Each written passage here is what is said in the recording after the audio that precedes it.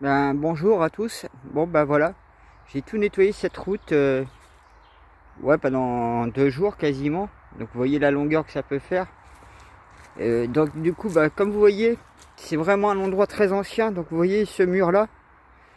Et il y a le même mur de l'autre côté. Donc ça c'est une ancienne route, mais qui date, hein. On pourrait dire presque une voie romaine quand on voit comme ça, mais elle n'est pas assez large, j'ai l'impression. Et ça c'est une ancienne route en fait. Donc nos anciens avaient l'habitude de murer ces routes principaux.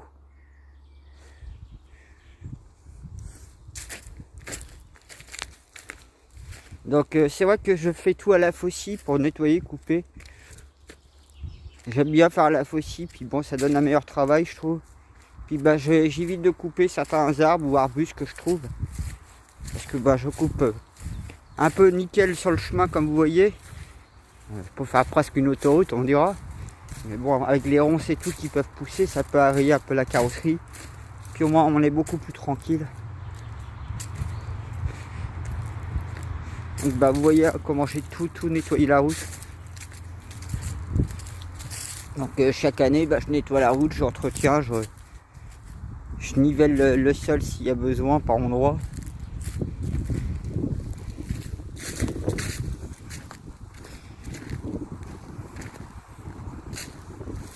Donc là, bah, vous voyez, hein, quand vous rentrez dans mon terrain, vous avez ce pin qui est énorme. Donc il a au moins 40, il est plus âgé que moi, il a peut-être 45 ans. Et voilà ce que j'ai mis dessus pour montrer comme quoi que c'est notre terrain privé. Donc là, il y a un piquet en plus.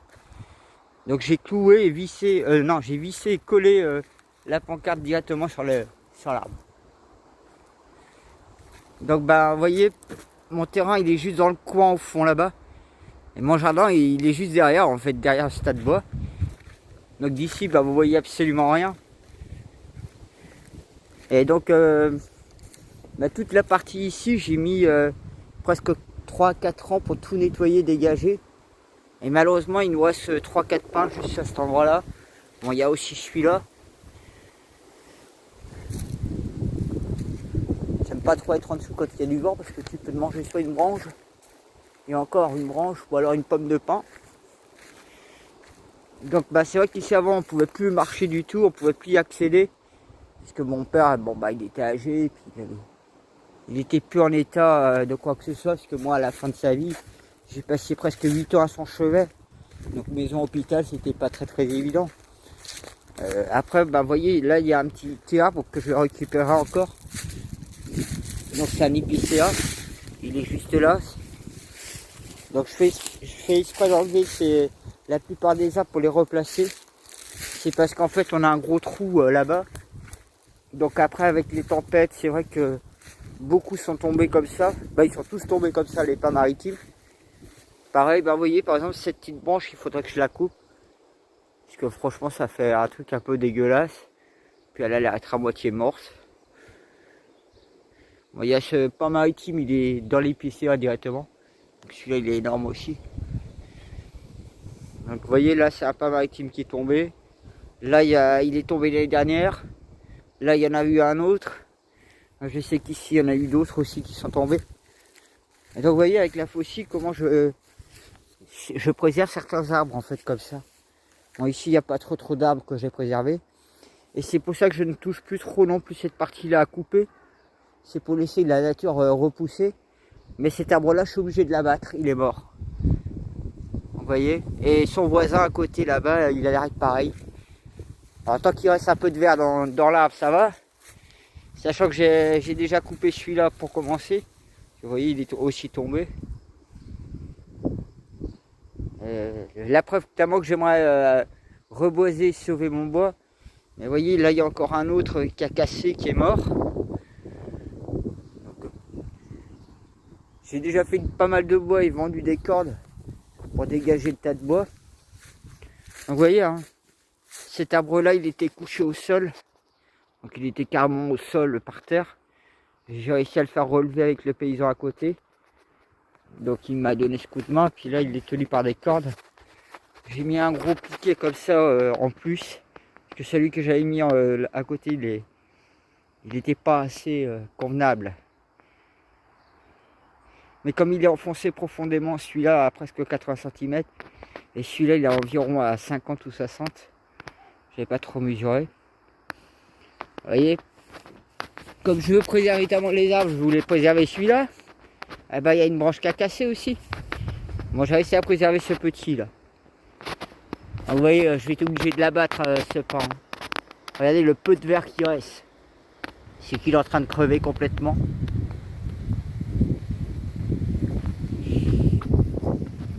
Vous voyez, donc, je suis pas dans la politique du tout à vouloir couper. Hein. Mais c'est que je me retrouve avec des arbres qui sont en train de tous crever. Ou alors les tempêtes qui les foutent par terre.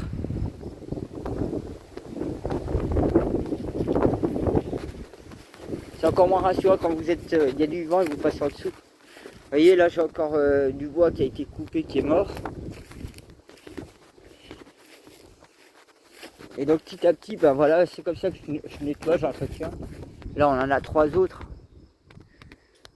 qui sont monumentales aussi. Vous voyez, là j'ai encore un qui est tombé, donc ça c'est sa souche. Bon, vous avez celui d'à côté qui est mort aussi là. Donc j'ai encore tout ça à finir de limiter. Moi j'avais commencé à faire un peu ici. Là ici vous avez un pommier avec des petites pommes qui sont super bonnes en plus. Et j'avais commencé déjà à tout nettoyer ça, il faut que je remette un coup de faucille et tout dégager. Bah vous voyez, hein, il reste du bois que j'avais commencé à faire. Donc il y a peut-être une corde de bois qui traîne comme ça à droite à gauche. Il est déjà découpé. Vous voyez, même le petit à côté il est mort, les deux sont morts en même temps. Quand c'est des petits comme ça qui sont morts, ça dérange pas trop. Mais quand ça devient des gros comme celui qui est dans la prairie, là c'est un peu chiant.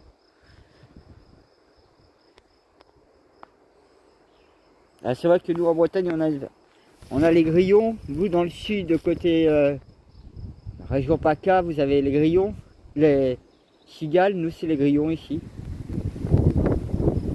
Et donc ouais, dans un de ces arbres là, je crois que ça doit être dans ceux-là, vous avez ah, quoique c'est peut-être ceux-là.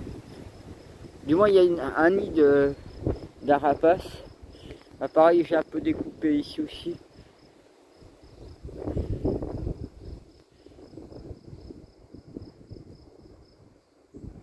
C'est vrai que dégager entre tous les gravats qu'il y avait, parce que mon père avait ramené des gravats, des cailloux, il avait enfin un sacré boui-boui. Et en plus de tous les arbres qui étaient par terre, quand vous avez des arbres comme ça qui sont par terre, c'est pas toujours simple de les couper. Mais c'est plus facile que quand ils sont debout. Parce que quand ils sont debout, vous ne savez jamais dans quel sens il va tomber, malgré que vous faites les bonnes encoches. Alors mon père voulait pas que je le touche à celui-là, mais je crois qu'il commence à être quick. Il n'a jamais vraiment grandi. Pareil, il faut que je finisse de m'occuper du talus derrière. Donc en fait nous ici, vous voyez le paysan il en abuse à chaque fois. Donc moi je vais encore recreuser, refaire le fossé ici. Alors ça commence à me fatiguer qu'il nous bouffe le fossé comme ça. Surtout qu'il a bouffé plus d'un quart du terrain, mais bon. C'est devenu la loi de la jungle dans le monde agricole avec les terres. J'en ai découvert des vertes et des pas mûres et moi-même je me bats pour protéger mes terres. C'est devenu complètement fou. Donc du jour au lendemain, s'ils veulent, les paysans, ils peuvent prendre vos terrains et créer un champ et vous n'avez rien à dire. Et en plus, ils ont le droit de ne pas vous payer. Ouais, plus vite que j'aurai coupé cet arbre là, plus vite je pourrais sauver aussi le châtaignier là. C'est pour ça que j'ai autant de pins que j'ai mis en réserve là-bas. C'est pour pouvoir à l'avenir justement en planter. Donc c'est vrai que j'ai encore tout le fossé, tout le talus là à m'occuper un de ces quatre. À donner un peu de lumière, de clarté et couper tout ce qui est mort. Il y a du droit de gauche là-dedans, c'est un vrai bordel. Je sais qu'on avait fait ça dans... Ouais, ça devait être fin année 1980, mon père avait tout coupé ici. Moi, j'ai commencé à tout nettoyer aussi là, mais bon, c'est pas encore complètement fini.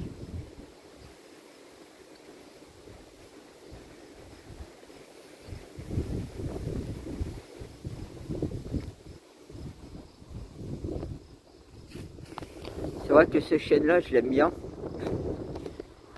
Il n'a pas poussé comme il aurait dû pousser naturellement, mais bon, c'est sa touche particulière.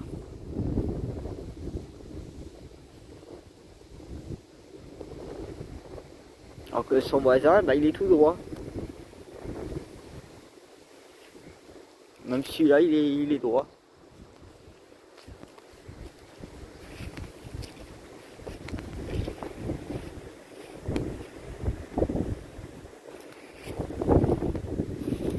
C'est pour ça que bah, là, ce que j'ai fait, alors il faudrait que j'aille chercher un seau.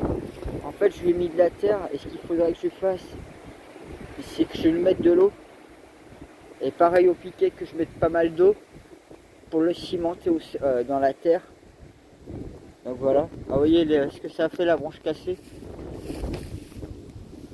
Donc si ce morceau de branche il tombe, ben, je prends la tronçonneuse et je le coupe au bout. Puis je vais là pour planter d'autres arbres. Du coup, ouais, je vais couper un peu les branches, mais bon, c'est pas un problème. Moi, je peux passer en dessous, puis ça évitera que Erwan l'abîme de trop avec son tracteur.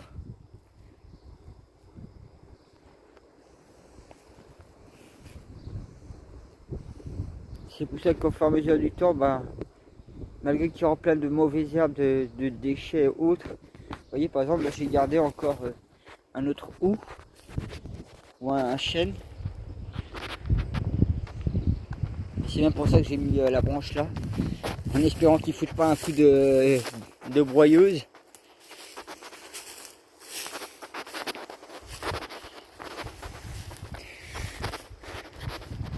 Donc bah, j'espère que dans le temps il va redevenir droit. Mais bon, je pense que oui, il va se relever un petit peu petit à petit.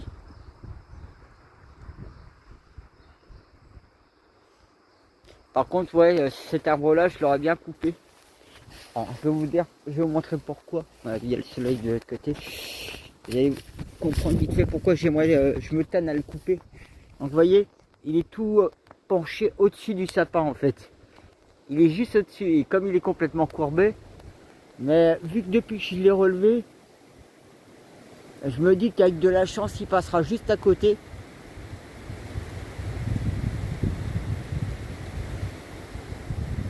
Avec de la chance, il pourrait taper juste à côté. Donc ça dépendra aussi des vents.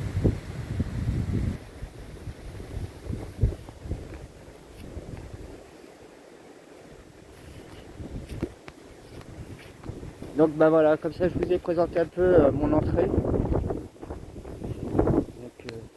ouais, bah, vous voyez par exemple cette pierre là qu'on n'a pas le droit de toucher en fait. C'est pour marquer le terrain à côté. Et donc vous voyez à peu près ce qu'il a bouffé au niveau du terrain. Il a bouffé presque 10-15 mètres.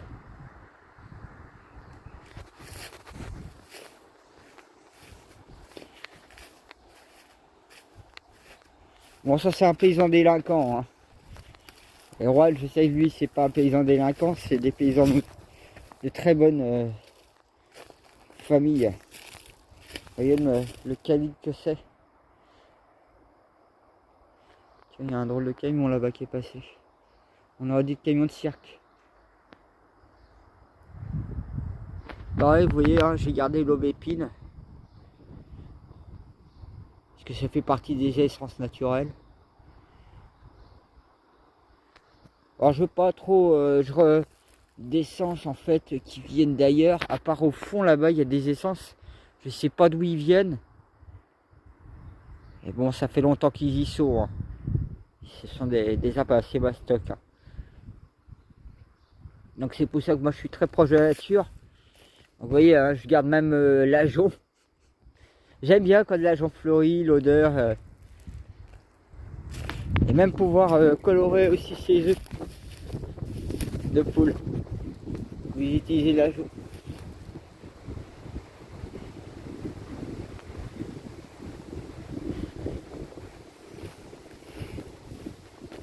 C'est pour ça qu'au niveau boisement et reboisement, on va dire, puisque ce sera plutôt le reboisement, là il faut compter à peu près d'ici une vingtaine d'années, bah, tout ça sera reboisé normalement. Je dis bien normalement, puisque s'il n'y a pas de sécheresse, s'il n'y a pas de tempête, oui, dans 20 ans, tout ça sera bien boisé.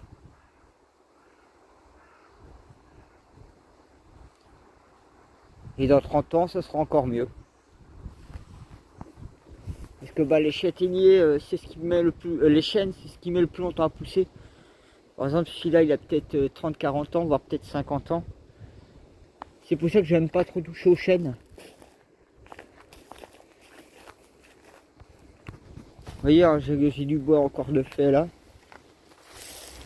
Donc, bah, comme ça, je vous ai montré. Puis hein, vous pouvez voir, hein, j'utilise vraiment cet outil-là. Bon, après, ça bousille bien les mains aussi. Donc, vous voyez, les mains ouvertes et tout, mais bon. Je peux me reposer quand ça ira mieux. Vous voyez cette petite branche qui est en train de danser là-haut? Elle est juste là.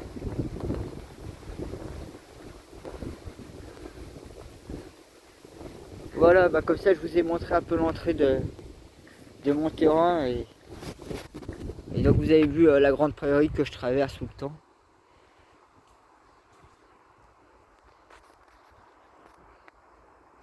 Bah, je vous souhaite une bonne journée ou une bonne soirée selon l'heure où vous regarderez cette vidéo.